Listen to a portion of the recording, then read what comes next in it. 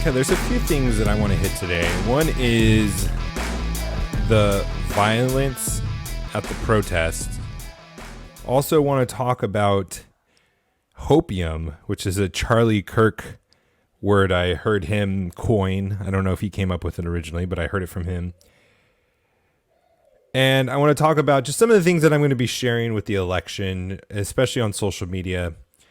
I plan on sharing all of the things I hear on the election just because I want to give you guys an opportunity to hear it as long as we are able to. It looks like they're going to start closing us down pretty quickly, and that's fine. I mean, I'll be on Parler. We have our platform on the Fight Laugh Feast Network that you can help us support by becoming a member. Go over to flfnetwork.com, put an HTBT in a memo field. You can help us out there. But I just want to share it as much as possible. What I know, I want you to be informed. Like, for example, we now know the person responsible for making the changes in the data that we've saw. And I don't know if these things are going to lead to Trump being president again. I would say it is likely that Trump lost and it's over. That is what is likely to happen. Do unlikely things happen? Yeah, I think Donald Trump winning in 2016 was unlikely from just the status quo perspective. And could God intervene and act and do a miracle? Yeah, absolutely. Could Joe Biden go to jail and the whole network? Yeah, absolutely. Is it likely? I don't think so. I hope I'm wrong. I want to hope. So we'll get into that today. Welcome to the show. My name is Matt Williams. I appreciate all of you guys, and for those of you sticking with the show even after the election. I know some people just need a break, but there's plenty of work to be done. There's plenty of fights to be had, and we don't just give up after one fight. There's plenty of things that God has for us to do, or otherwise the world would end and we'd all be in heaven and everything would be all right. So thank you for everyone who continues to support this show through sponsoring the show on the Fight Laugh Feast Network. For those of you who share the show, like, comment, all those things really help, as long as the powers that be on the platforms allow it to happen. Okay, I want to talk about the violence for a second on Capitol Hill. And a lot of people have commented on this rightly, that if you didn't criticize all of the violence, the attacks, the murders, the stabbings of the left for the last year, Antifa, Black Lives Matter, all that rioting, then no one wants to hear from you now. Secondly, is we don't have all the facts yet about who was there, what all the violence happened. I am only going to comment right now on what I've seen. I'm not saying that's a complete picture. I'm not saying that is, I have a full, complete understanding of it. And I'm going to leave my full, complete judgment open until things come out, like a wise person would do. First of all, defining violence as getting past a barrier to get into a public building is not violence to me. It could be trespassing. It may or may not be the right thing to do. It's not violence. It's not insurrection. It's not any of those things. Second of all, and I've heard some stories of more than one person dying, but I've only seen one video of that U.S. Air Force lady dying. And I saw the video. That was murder. And that was by the Capitol Police of an unarmed lady jumping through or pushing herself through a window, which had police on the side with them they had their weapons pointed at the ground. They actually raised up their weapons because of the gunshot from the other side of the police. So it wasn't like the police were on one side and the rioters were on the other, and then they were flooding to get to the police. No, the police were on both sides. The people that were on the side of the rioting, where that lady jumped from or went from to the side where she got shot at, they were not attacked. The police on the side where that woman came from was not being attacked. You can see it clearly in the video. So that is the violence that I saw. Now, there's other violence towards property, and I saw Trump supporters pulling people down and calling them out as Antifa. Maybe they were, maybe they weren't. I don't know. I don't know yet. Those things are not violence. They're destructing of property. And the last thing I want to say about this is I think our propensity to condemn violence so quickly without understanding if it's just or not. Now, before I say this, I just want to say I don't believe in unjust violence. I believe that if you conduct violence in a way that the Bible and is not honoring to God, if you're not defending yourself, that's wrong. There should be no excuses for it. You should not be proactively looking to start violence. But when in fact you believe your country is being stolen from you through a coup, breaking windows, making your voice heard, I don't know if I necessarily have something wrong with that at this point. Now, if a protester did what this police officer did and shot a cop in the head when there was no aggression towards them, that I would still say it should be murder, but the other way around. From what I saw, I believe this police officer was the one who did that, though, not the rioter. I don't think that climbing through a window justifies being killed. But if it was the other way around, I don't think that would be justified either, and the protester should be charged with murder. But storming the Capitol is not violence. Storming the Capitol, it could be justified. And this is the problem that we have with our leaders in the left and even some people on the Republican side and on the conservative side, is we're so quick to condemn violence for violence sake. But when in fact, there are times for violence. Defending yourself against a violent act requires violence. Violence in it of itself is not wrong. Doing it for unjust reasons, unbiblically condoned reasons, is wrong. And we don't have an understanding of this anymore because, one, we become a feminist society that just naturally, women are nurturers. There's nothing wrong with that. But now men have taken on those roles where we have no reasons to justify violence anymore. And that's just not so. That's how you're conquered. That's when John MacArthur talks about when the women are rulers, the men are easily conquered. It's because we're scared to conduct violence when necessary. And I'm not even saying it was necessary in this time. Like I said, I didn't even see violence take place by the rioters. I even saw there was bombs there.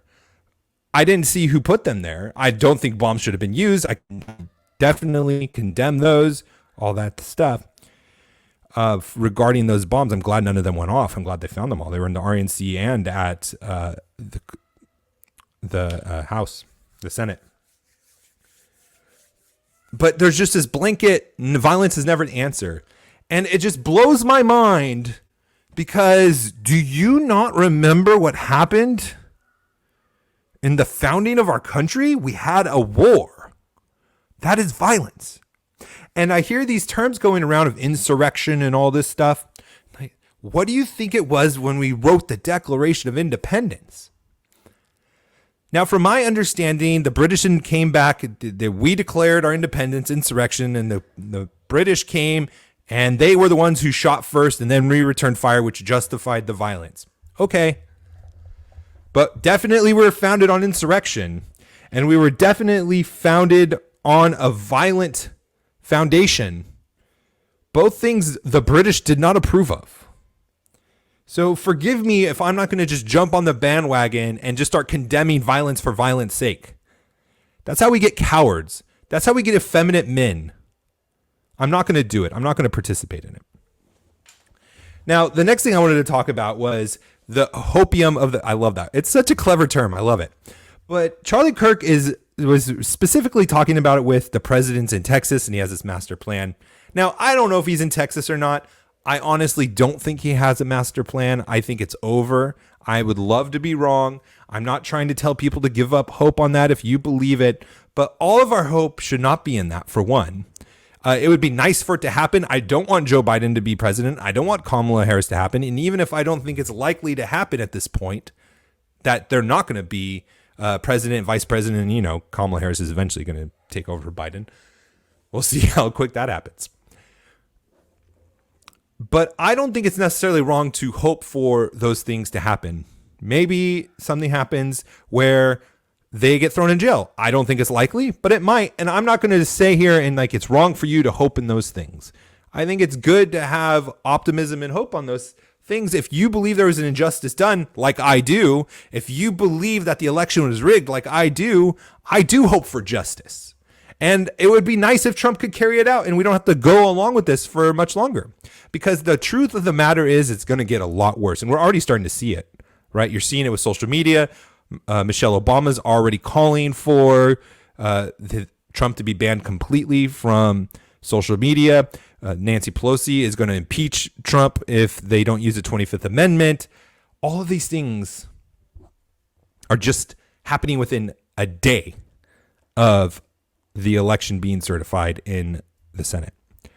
It's going to get a lot worse. So I don't mind if you have hopium and you're following these different theories and things like that. I'm going to talk about QAnon with Reform Jellicle on with AD Robles on Reform Jellicle tonight. It'll come out tomorrow if you miss it. If you missed it, which is my theory of what I think happened likely. But if you want to follow these things, that's fine. But remember, your hope is in Christ ultimately. He is ultimately in control. And even if Trump is wrong or Trump didn't have a plan, he wasn't playing 4D chess, like it appeared he did sometimes, quite honestly, even to myself, that God still has all under control and he's allowing these things to happen. So feel free to have hope in these things, but have it within moderation and under the guise that Christ is in control. Okay. Let's see. Okay. So, and with that in mind, there is going to be, like I said before, a lot of things leaking out from Italian press. And now we have an affidavit of the person claiming to be the person that switched the votes, that there were people from the United States and the United States Embassy, like we talked about before, that told him to do this and that he did it in several states. Now, I'm going to put it up. Hold on. I wasn't planning this. I know this is a rookie move. I'm going to pull it up on Twitter if it's still around, and then I will screenshot it for you. For those of you listening, I was just going to read it, but then I forgot. You know what? I have a lot of people watching on YouTube, and they would love to see this. So let's go check this out. I'm all getting distracted with everything. Okay. This is I think this affidavit is in English, but it looks like it was signed in the region of Lazio, country of Italy. I, Professor Alfio de Urso. So now we have a name to the allegations. Advocate lawyer of Via Vittorio Amilana Cantana. Okay, so maybe that's the name. Via Vittorio Amilana. Forgive me. No, that's the address. Catana 95133, Italy, do hereby provide the following affidavit of facts as conveyed in several meetings with the high-level Army Security Services official. Okay, so Alfio de Urso, sorry I got a little mixed up with the address and stuff, they look the same to me. Hereby provide the following affidavit of facts as conveyed in several meetings with high-level Army Security Services officials. Arturo de Elia, former head of the IT Department of Leonardo Spa, has been charged by the public prosecutor of Naples for technology data manipulation and implementation of viruses in the main computers of Leonardo SPA, which is a defense contractor. They're like number 10 in the world or something in size. December of 2020. D'Elia has been disposed by the presiding judge in Naples, and his sworn testimony states on November 4th, November 2020, under instruction and direction of U.S. persons working from the U.S. Embassy in Rome, like we talked to you about before, undertook the operation to switch data from the U.S. elections of 30 November 2020 from significant margin of victory for Donald Trump to Joe Biden in a number of states where Joe Biden was losing the vote totals. Defendant stated he was working with Pescara facility of Leonardo Spa, or SPA, and utilized military-grade cyber warfare encryption capabilities to transmit switched votes via military satellite of Fucino Tower to Frankfurt, Germany. The defendant swears that the data in some cases may have been switched to represent more than total voters registered. The defendant has stated he is willing to testify to all individuals and entities involved in the switching the votes from Donald Trump to Joe Biden when he shall be in total protection for himself and his family. Defendant states he has secured an undisclosed location, the backup of the original data, and data switched upon instruction to provide evidence at court in this matter. I hereby declare and swear and above stated facts have been stated in my presence. dated this 6th day of January 2021. Okay, so the lawyer is writing this affidavit of who he's representing, his defendant. He's admitting to doing this crime. What's going to come of this? I don't know. I honestly don't know. Why are you reading this, Matt? And why do you share the things that you're sharing? Because I want you to remember this moment in history. It's significant. I want you to have the clearest understanding of possible of this moment in our country. It's significant. The moment we realized our republic has been lost. This is now. And I want us to have as clear a picture as possible. What does that mean? Joe Biden's not going to be president? I hope so, but I strongly doubt that he is not going to be president and sworn in on the 20th. Can you hope so? Yes, I hope so. But I do that with the premise and the reserve that it's unlikely and that Christ is ultimately reigning. He is king and he has a plan over all this stuff. And no deep state can outthwart God's plan. But it appears that the conspiracy theories, quote unquote, of Sidney Powell, of Linwood and all this. Now, Linwood has said some other crazy things. I'm not trying to say that it's all right. But in the beginning, it was all about how these votes were being switched. And everyone said it was a conspiracy theory. And it turns out what we saw on CNN, the vote switching videos, what we saw in the runoff election as well, that we now have the defendant, the person who's willing to testify, has all the evidence, and it's going to be coming out in Italian press. Why Italian press and not in the United States? For one, it happened in Italy. That makes sense. And for two, it's going through their judges because it happened in Italy. Makes sense too. And for three, our complete media is corrupt. I remember seeing something a couple years ago. We'll close with this. That the freest presses in the world, there was this report of the freest presses in the world. And this was like 5-10 years ago, guys. So remember, it's pre-Trump. We were number 17. That means there's 16 other countries with freer press than the country of the free, the land of the free. Can you imagine that? I mean, yeah, we can now. So there you go. There's some hope for you.